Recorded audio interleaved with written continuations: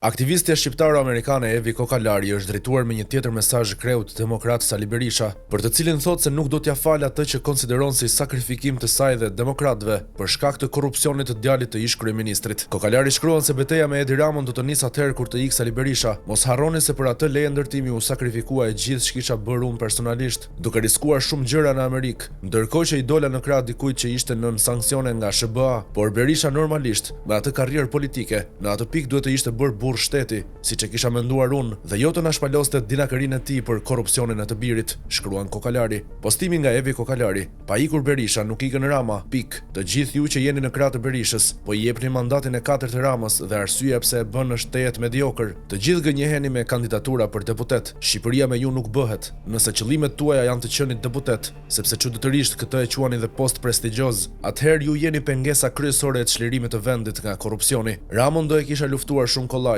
sepse Rama të jep plot arsye, por kur ti je i lyer kokë e këmbë, bën sikur lufton korrupsionin e Ramës, humb kredibilitet në popull. Inati im mbetet me Berishën që i dham një shans fantastik në 2021-shin, u ngrit shpresa në popull dhe ai e abuzoi për leje ndërtimit të kullës së malit. Mos harroni se për atë leje ndërtimi u sakrifikua e gjithë ç'kisha bërë personalisht, duke riskuar shumë gjëra në Amerikë, ndërkohë që i dola në krah dikujt që ishte nën sanksione nga SBA, por Berisha normalisht me atë karrierë politike, në atë pikë duhet të ishte bërë burr shteti, siç e kisha menduar unë, dhe jo të na shpaloste dinakërinë e tij për korrupsionin e të birit. Berishës nuk ja fal, ashtu siç nuk ja falin shumë demokratë ndershëm që janë pasiv tashmë dhe s'duan të japin atij më jetë. Derisa Berisha të dal nga loja, nuk fillojmë dot luftë të mirëfillt me Ramën, kështu që tashmë presim dhe shohim si Rama do të marrë mandatin e 4 dhe Berisha do të ballafaqohet me drejtësinë. Sapo të plotësohen këto kushte, shqiptari do të jetë gati të shkojë në betejë vetëm me Edi Ramën. Elementet e tjerë vërdall këtyre dy figurave janë pa vlerë momentalisht, sepse thjesht po konsumohen. Gjithsesi, disa prej tyre kanë respektin tim.